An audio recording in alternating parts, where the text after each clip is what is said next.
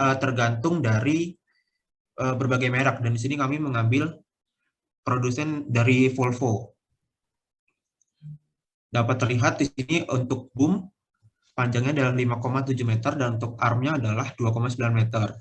Lalu lebar total 3.000 meter, tinggi kabin total 2.910 mm, lalu panjang trek adalah 4.170 mm, lebar siu 800 mm, panjang total 9.560 mm, lalu untuk ground clearance-nya adalah 450 mm, dan tinggi boom total adalah 2.920 mm.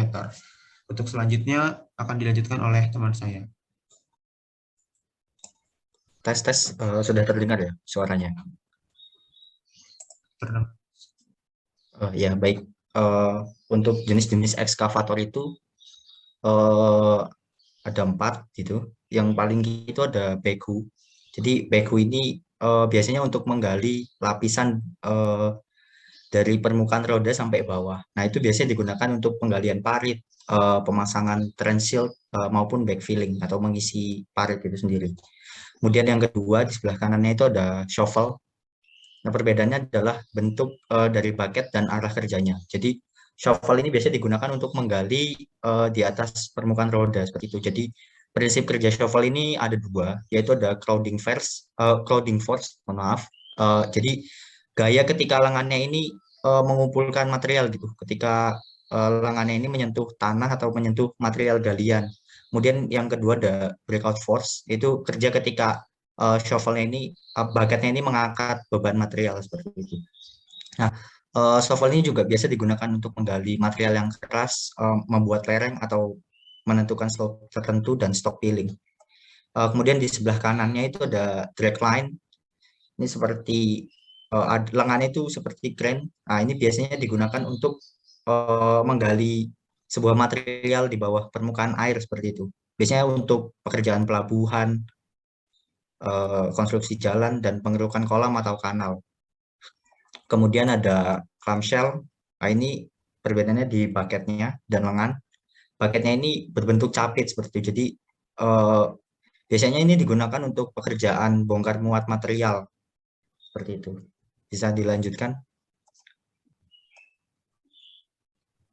Ya, jadi di sini ada perhitungan produktivitas untuk backhoe, di mana produktivitas dari backhoe akan dipengaruhi oleh yang pertama adalah cycle tiap jamnya atau siklus tiap jamnya, lalu ada dari bucket capacity-nya, kemudian ada dari angel swing depth faktornya, kemudian ada bucket fill factor, dan juga efisiensi dalam 1 jamnya dari ekskavator tersebut.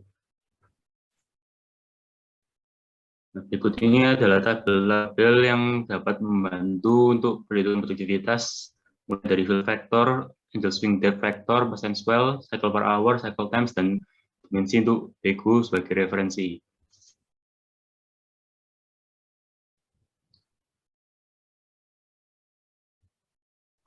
Baik, untuk selanjutnya itu ada contoh perhitungan produktivitas alat dari backhoe. Jadi ada kasus pada sebuah proyek digunakan backhoe untuk menggali tanah pasir dengan kapasitas 2 kubik yard.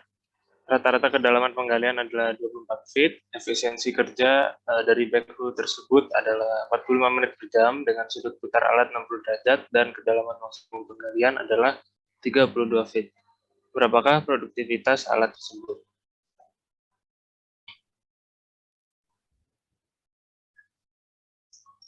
Ya, jadi tadi diketahui bahwa material yang digali adalah sand atau pasir dengan kapasitas alatnya 2 kubik yard, kemudian efisiensi kerja 45 menit per jam, kemudian fill factor itu ada 100%. Ini dapat dilihat dari tabel 1 yang mana material sand and gravel itu di antara 95 sampai 110%.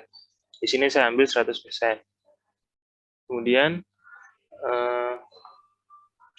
untuk mencari angles of swing atau swing depth factor itu didapat dari 24 feet per 32 feet. Jadi 24 feet tadi adalah yang digali, kemudian 32 feet adalah maksimumnya dikali 100%, ketemu hasil 75%. Dan sudut putar alat tadi diketahui 60 derajat. Kemudian kita lihat lagi ke tabel. Tabel 2, ini depth of cut-nya 75%. Kemudian angle of swing-nya itu tadi 60%, maka didapat nilai AS. Swing depth faktornya adalah 1,1. Kemudian cycle time-nya adalah 17 second per cycle. 17 second per cycle. Yang dapat dilihat dari tabel 4, kemudian cycle per hour-nya adalah 200 cycle per hour.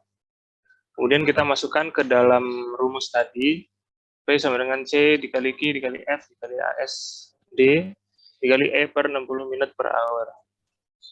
Kemudian kita masukkan angkanya dan didapat nilai produktivitas alat dari BQ tersebut adalah 330 kubik yard per hour atau 252,303 meter kubik per hour.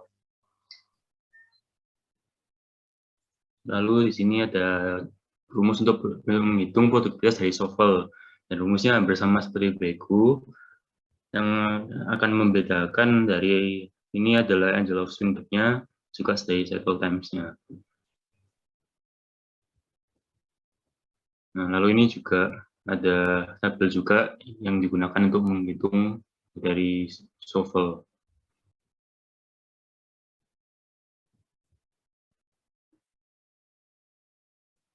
Nah, untuk contoh kasusnya adalah sebagai berikut. Pada sebuah proyek digunakan front shovel untuk mengeruk tebing campuran tanah batuan dengan kapasitas 5 kubik yard.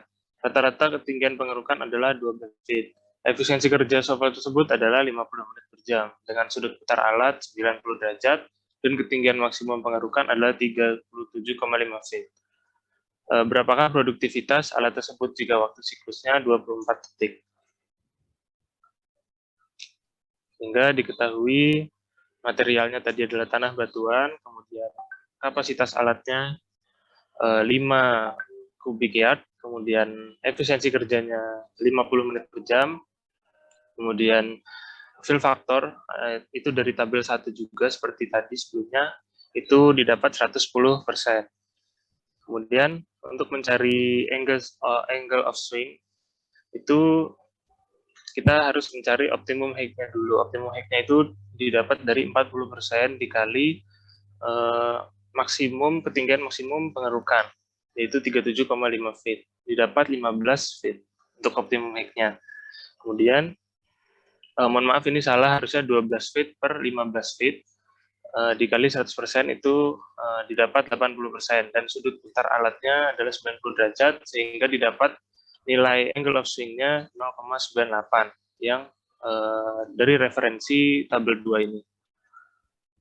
Kemudian untuk cycle time-nya adalah 24 second per cycle dari tabel 5. Kemudian kita masukkan ke dalam rumus P sama dengan 3.600 per T dikali Q dikali F dikali angle of swing dikali E per 60 menit per hour, didapat nilai untuk produktivitas alat dari shovel adalah 673,75 kubik yard per hour atau 515,12 meter kubik per hour.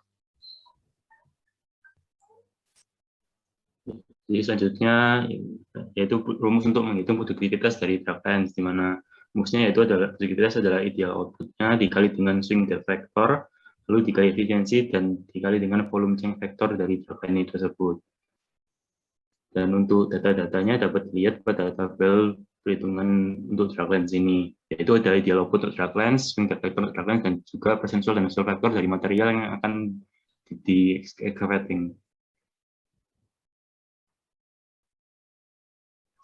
Oke, untuk contoh kasusnya, untuk perhitungan produktivitas alat drag lines, pada sebuah proyek menggunakan drag lines untuk memindahkan tanah liat yang keras dengan nilai swell-nya adalah 35% dengan kapasitas 3 kubik yard. Kedalaman rata-rata pengambilan adalah 16 feet dan optimumnya adalah 20 feet. Efisiensi kerja alat tersebut adalah 50 menit per jam dengan sudut putar alat 120 derajat. Yang ditanya adalah berapakah produktivitas alat tersebut jika waktu siklusnya adalah 30 detik.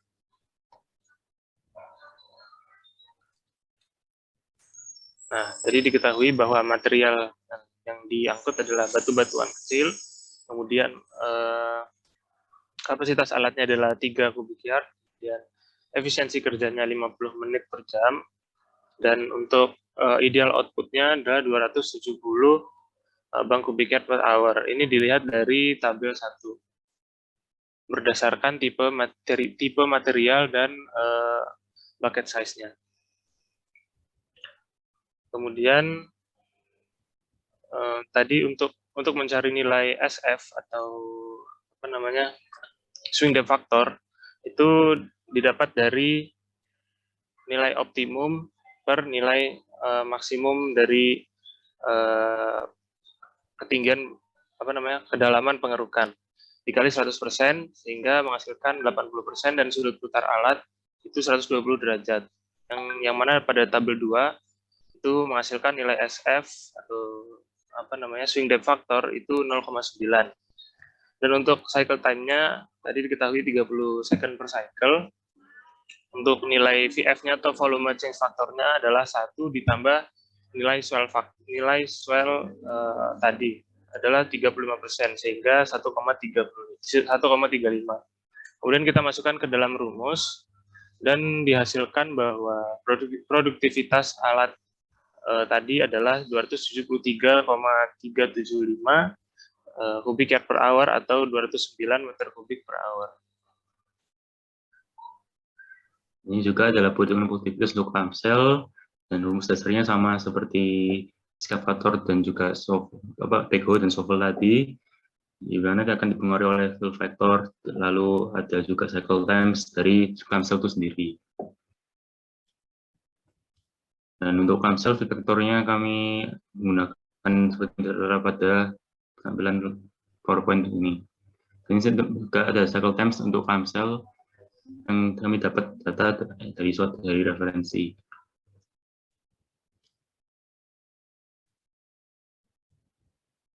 Oke, untuk contoh kasusnya adalah ini sebuah proyek pembangunan jembatan menggunakan clamshell untuk mengambil batu-batuan kecil dengan kapasitas 2 kubik yard. Efisiensi kerja alat tersebut adalah 40 menit per jam dengan sudut putar alat 90 derajat. Berapakah produktivitas alat tersebut jika waktu siklusnya adalah 45 detik?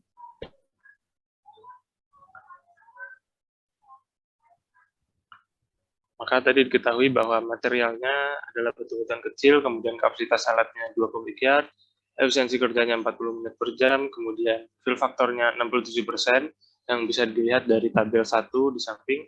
Kemudian untuk cycle time-nya adalah 45 second per cycle. Sehingga kita masukkan ke dalam rumus dan dihasilkan bahwa produktivitas alat tersebut adalah 71,47 kubik yard per hour atau 54,64 meter kubik per hour.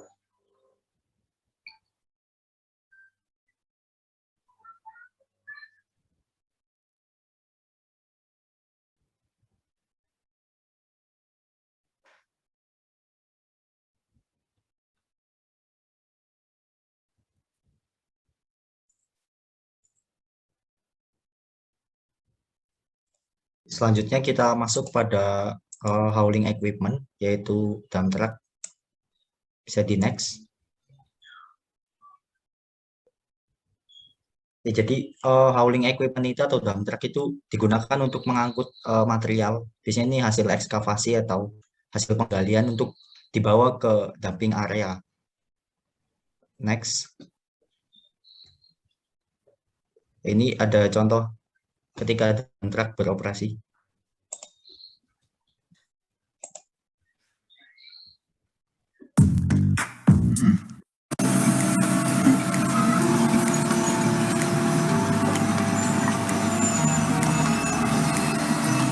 Contoh penggunaannya di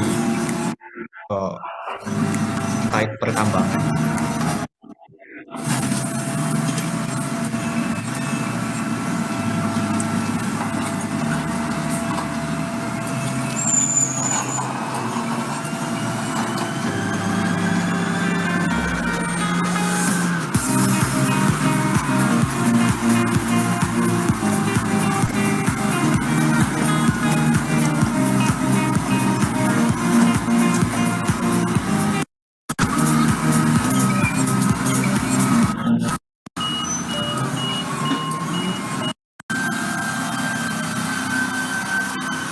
Ini adalah proses ketika dump truck melakukan bongkar muat.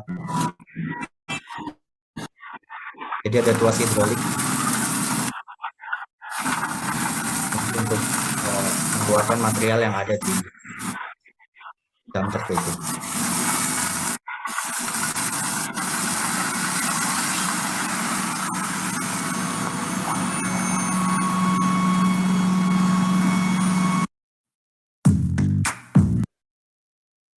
Ini adalah salah satu kegagalan.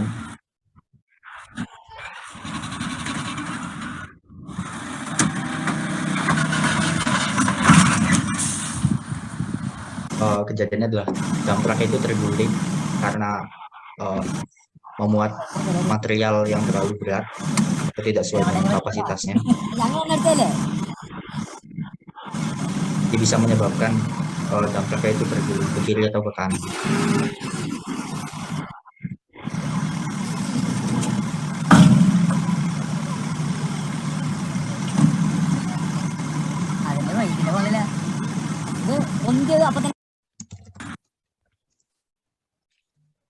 Ya, kemudian untuk komponennya akan dilanjutkan oleh Yowan. Selanjutnya ini adalah komponen dari dump truck, komponen umum. Jadi yang pertama itu ada kanopi spill guard. Ini untuk melindungi area di bawahnya, di bawah kanopi ini. Lalu kedua ada dump body itu untuk menampung material yang di bawah. Lalu ada rope ejector untuk memecah material yang ada atau terbawa di reel wheel-nya. Lalu untuk keempat ada final drive. Di sini untuk mereduksi putaran dan meningkatkan torsi unit. Lalu yang kelima ada roda belakang. Ini untuk menggerakkan truk. Lalu keenam ada hoist cylinder, itu untuk menaikkan atau menurunkan dump body saat pembuangan muatan. Lalu ketujuh ada hydraulic tank. Ini adalah tempat penampungan atau penyediaan oli dan tempat pendinginan oli yang kembali dari sistem. Lalu kedelapan ada roda depan, itu untuk menggerakkan truk. Bisa di next slide. Nah, ini adalah dimensi dari dump truck. Tentunya sesuai dengan atau tergantung dari merek masing-masing. Jadi untuk panjang total di sini adalah 8.180 mm, lalu lebar total 2.500 mm, lalu panjang dump body-nya adalah 5.500 mm, lebar dump body 2.340 mm, lalu tinggi dump body antara 1.000 sampai 1.200 mm, dan wheelbase-nya adalah 4.020 mm. Untuk selanjutnya akan dijelaskan oleh teman saya. Ya, jadi ada banyak jenis dump truck itu. Kami mengambil dua contoh, yaitu standar dump truck seperti yang ada di video tadi, dan juga ada double bottom truck. Bedanya apa? Jadi untuk double bottom truck ini nanti bongkar muatnya itu akan lewat bawah. Jadi ada hidrolik di bawah body dumpnya ini. Nanti ini terbuka dan materialnya tuh keluar lewat bawah. Berbeda dengan standar dump truck. Standar dump truck ini dengan metode dijungkit seperti itu ya. Kemudian keuntungan dari double bottom truck ini adalah bisa mengangkut dua material yang berbeda sekaligus atau mengangkut volume yang lebih gitu. Bisa dilanjutkan. Nah, jadi berikutnya adalah perhitungan produktivitas untuk dump truck, di mana number of loads yang tadi kita lihat penggunaannya akan digabungkan dengan ekskavator. Jadi bucket loads yang akan digunakan itu merupakan pembagian dari truck capacity dengan bucket capacity-nya, di mana hasilnya nanti harus 9 bulat, dan jika dibuatkan ke atas, maka itu akan berpengaruh pada truck load-nya. Jika buatkan ke atas, maka truck load-nya itu akan merupakan perkalian dari number of load dikali dengan bucket volume. Sedangkan, maaf, itu jika ke bawah, dan jika untuk ke atas, maka dari truck tersebut merupakan kapasitasnya merupakan dari volume truk tersebut. Lalu ada juga cycle time dari truk yang terdiri dari load time, hold time, dan dumping time, dan yang terakhir return time-nya. Seperti yang dilihat pada rumus tersebut. Dan terakhir adalah number of truck. Number of truck itu merupakan jumlah truk minimal yang dibutuhkan agar saat ekskavator bekerja tidak akan ada saat ekskavator tersebut berhenti bekerja. Dalam artian ekskavator dapat bekerja secara terus-menerus. Nah, jadi jika nilai number of truck tersebut dibulatkan ke bawah, maka produktivitas dari truk itu akan ditentukan oleh truk itu sendiri. Sedangkan jika balance number dibulatkan ke atas, dalam artian ekskavator terus bekerja, maka produktivitas tersebut akan dipengaruhi oleh ekskavator cycle time itu sendiri. Ini adalah contoh untuk spesifikasi dari truk yang besar.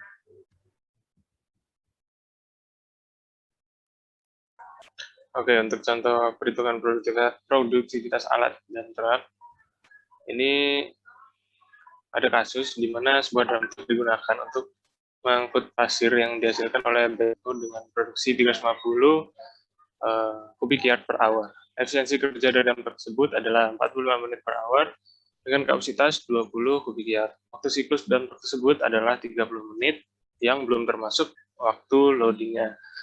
Kemudian yang ditanya adalah berapa jumlah dump truck yang diperlukan dan kapasitas produksi dump truck tersebut. Oke, jadi diketahui material yang diangkut adalah pasir, kemudian cycle time untuk dump truck-nya adalah 30 menit per cycle, kemudian untuk efisiensi kerjanya adalah 45 menit per jam atau 0,75, kemudian Q-nya atau kapasitas alat dari ekskavator ada 20 kubik yard. Kemudian untuk produktivitas dari ekskavatornya adalah 350 kubik yard per hour. Sehingga kita cari yang pertama adalah load time-nya. Load time-nya adalah didapat dari kapasitas alat per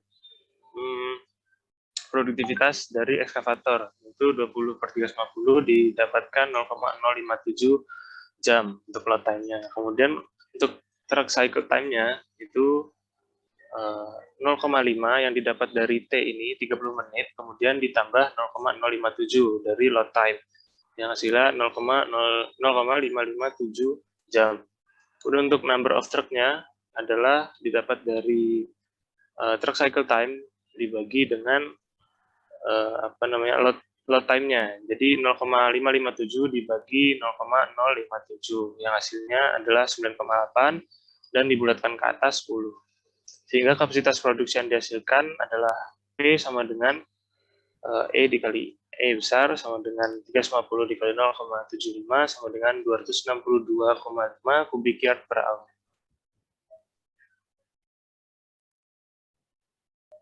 Berikut ada referensi yang kami gunakan, dan sekian dari kelompok kami. Apakah ada pertanyaan maupun tanggapan?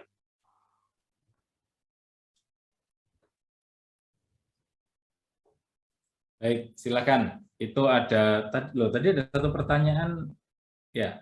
Nah, ada satu pertanyaan dari teman Anda ini. Silakan. Yang lainnya juga bisa menulis di chat atau langsung raise hand juga bisa ya. Silakan. Ada pertanyaan dari Imadudin teman Anda. Ya. Cara mengangkat alat berat ini gimana sih? Suruh jalan sendiri atau ditaruh di atas kendaraan lain atau bagaimana? Silakan.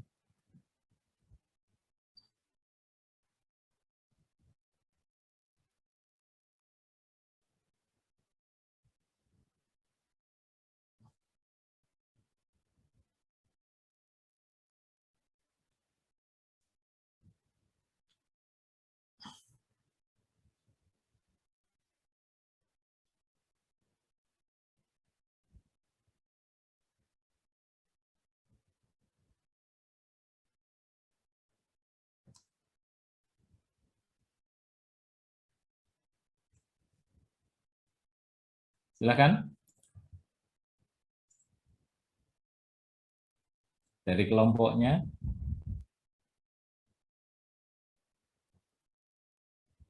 Mungkin bisa ditampung dulu Pak ke pertanyaan teman-teman lain. Mungkin 3 pertanyaan awal dulu.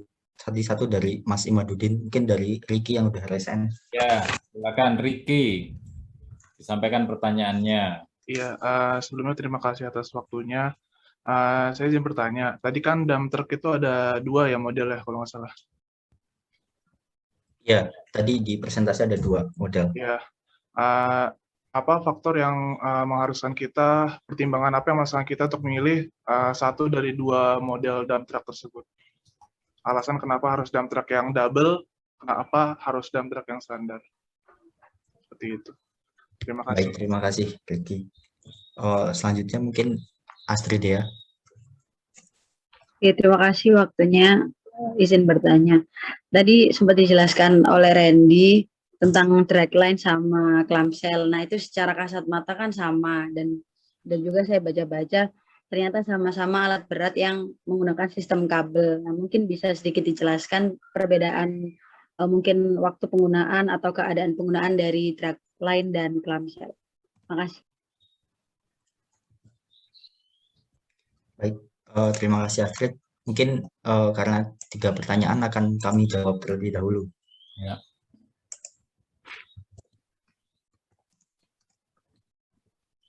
Jadi saya izin menjawab, mungkin pertanyaannya Astrid sama Mas Imadud ini berkaitan gitu. Jadi dragline dan clamshell itu merupakan alat berat sistem kabel gitu. Maksudnya sistem kabel itu apa? Jadi alatnya itu tersistem gitu oleh kabel. Jadi tadi bisa ke slide dragline, Vincent.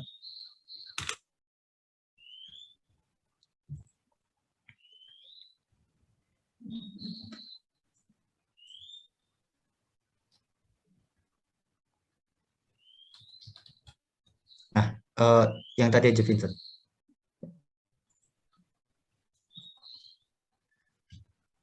Nah, jadi ini tuh kabelnya ini saling terkoneksi di sistemnya, di rack-nya itu sendiri. Jadi bucketnya ini bekerja dengan sistem kabel, jadi kontrolnya ada di deck.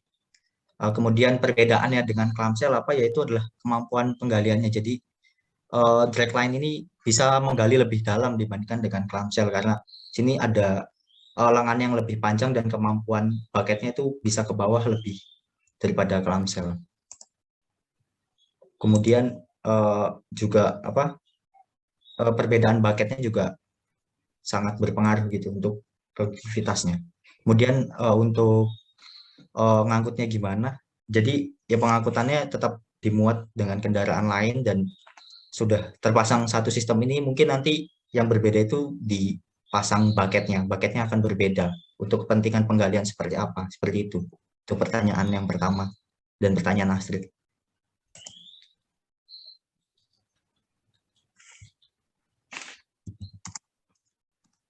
Yang pertanyaan selanjutnya mungkin dijawab oleh yang lainnya.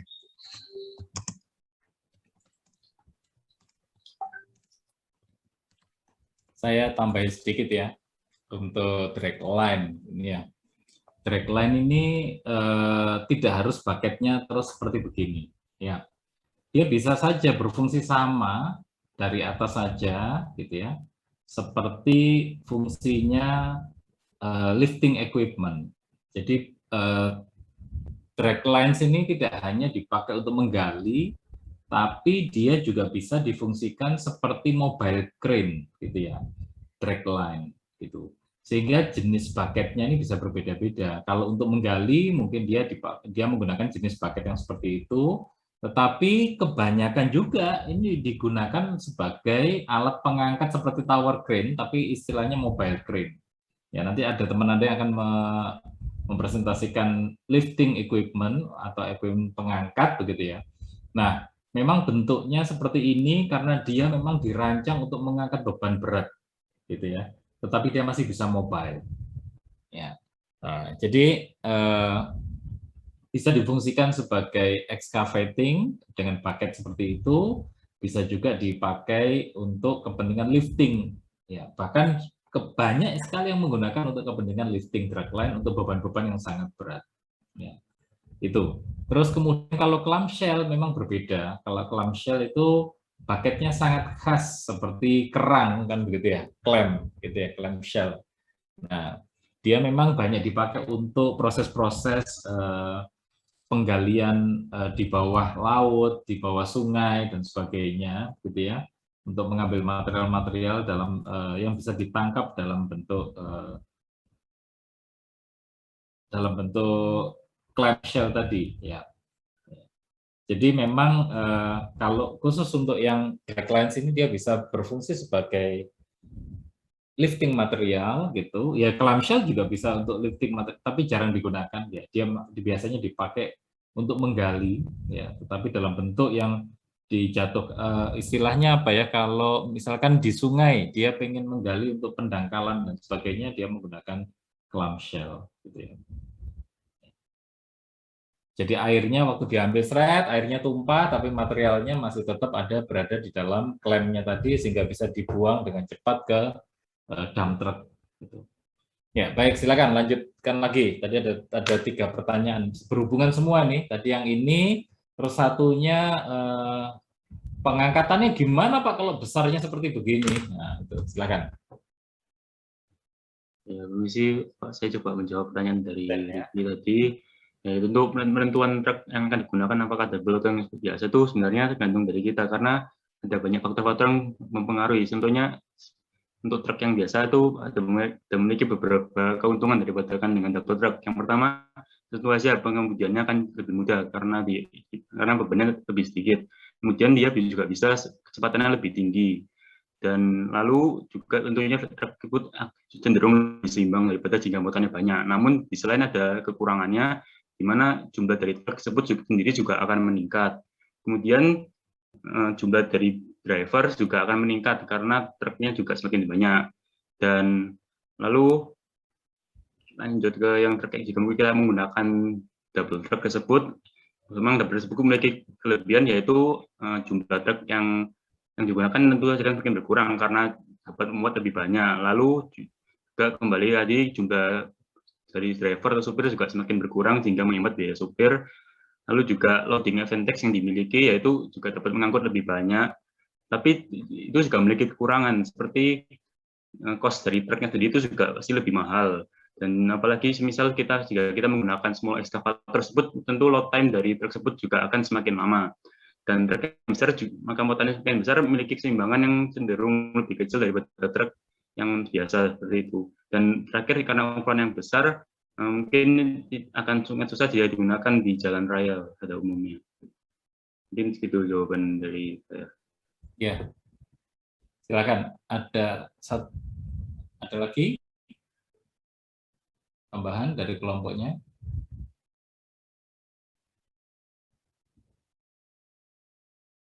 Jadi mengangkut clamshell ini tidak mudah ya, besar sekali peralatannya, tetapi dia tidak boleh berjalan sendiri di tengah jalan raya begitu ya, karena kecepatannya rendah bisa mengganggu yang lainnya, sehingga drag lines ini dia untuk mengangkat ya harus ditaruh di atas trailer gitu ya, taruh di atas trailer supaya dia bisa